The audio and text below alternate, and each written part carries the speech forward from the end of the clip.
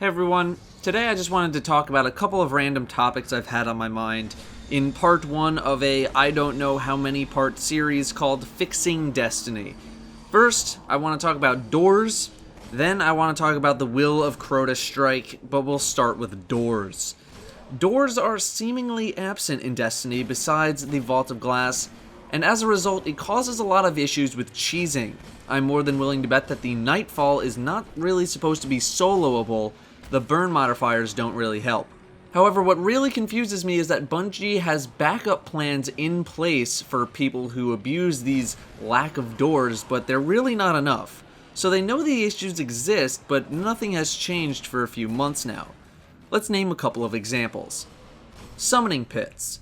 You can stand in the room before the room where you enter Fogoth's main area and snipe Fogoth, this commonly being used for nightfalls, especially during any Voidburn nightfalls.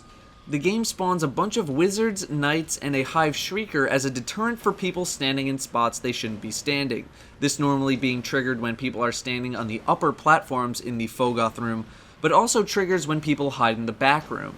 This wouldn't be a problem if everything didn't despawn every 10 to 15 seconds, allowing the fight to continue. Guess how you could fix this problem? By having the door closed to Fogoth's room when he becomes active.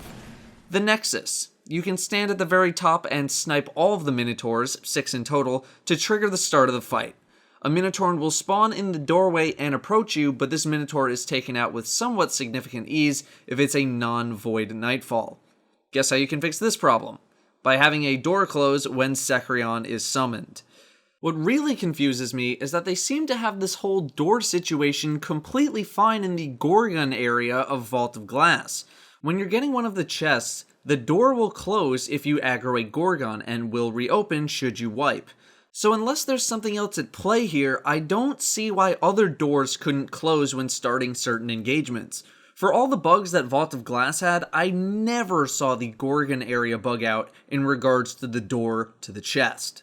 Unfortunately, all of this only works if people are not jerks, and let's face it, there are plenty of ways for this to be abused, because let's face it, people are jerks. I imagine a lot of the things are the way they are because people are jerks, and Bungie doesn't want people going and locking people out of fights or just abusing whatever other mechanics there could be to start fights. In a semi-perfect world, this would work, but all it takes for it to not work is to just have some idiot go AFK in the group, or activate the fight prematurely, or not help trigger the boss, or whatever it is. Unfortunately, there are not many ways to fix people being morons. That being said, having these doors would cut down immensely on cheesing these encounters and or completely avoiding their mechanics. I saw an argument the other day in defense of cheesing on Reddit, and after I laughed for about 5 minutes, I opened it up to see what was being defended. One comment stuck out to me in particular, and that was that MMO players cheese fights in raids just to get through them faster, and I'd argue that that is and is not the case. MMO players are able to become more efficient at fights because of experience and gear, with gear playing a more important role. If you are doing raids or content in an MMO at or below your gear level, you're going to be able to ignore some mechanics of some fights simply because you out-damage or out-heal the mechanic at play. In Destiny, it's not really possible to out-gear any raid fights. You can take the normal amount of damage that's supposed to be dealt to you, or slightly less damage, but it doesn't really get to the point where you can just roll over an encounter simply because you out-gear it. It's mainly an experience thing. Plus, when MMO players do raid fights, they're not pushing bosses off of cliffs, killing them instantly, or having everyone die to skip phases. They're still participating in fights, actively killing bosses, but because those players are so strong, they're able to ignore certain mechanics. That is not to be confused with the way some things are done in Destiny, where you avoid entire encounters. Moving on. Will of Crota, the new strike, is something I really want to talk about as well in regards to its design. One, because it needs a door, but also because I don't think it was amazingly designed. I was expecting a little more from this strike. It doesn't really deviate from the Destiny strike formula at all.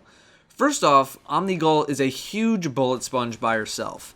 Then you have the adds that spawn every 25% of your health, only increasing as her health gets lower. You spend barely any time actually engaging Omnigul herself, and instead spend way too much time just battling regular ads. Not only that, but there are so many ads, and the room that the encounter is designed in is so small that it almost forces you to fight in that little hallway, which I'm sure was not the plan by Bungie. It makes the fight just too much of a grind, and it's really not that fun of an encounter. It's clustered, but not in a good way. Another thing is that the enemy's leash. By leash, I mean the enemies will not go past a certain area, they'll just fall back.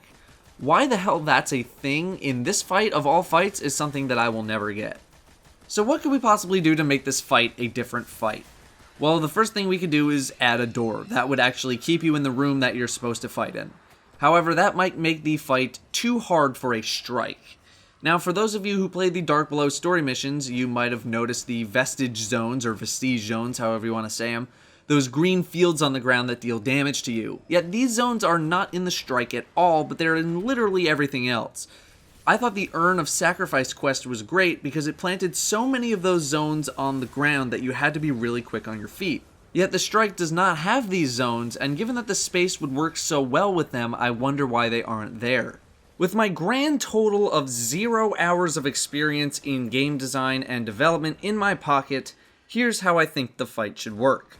You have Omnigul doing wizard stuff, you have the occasional enemies spawning during the fight for ammo drops, you have a door that closes when the fight starts so you can't leave the room, and finally you introduce the vestige zones into the fight, where every so often a zone is dropped on the floor by Omnigul.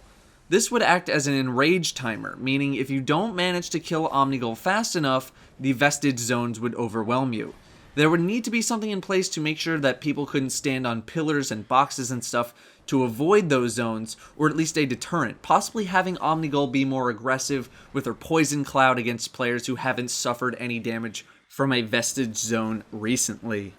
If you wanted to introduce a raid-like mechanic, which I think strikes really need to start incorporating, you could have Omnigul start to summon a likeness of Crota, shadow of Crota, whatever you want to call it, maybe even just a stronger than average blade of Crota, where players have to switch targets, killing the blade of Crota before it is fully summoned.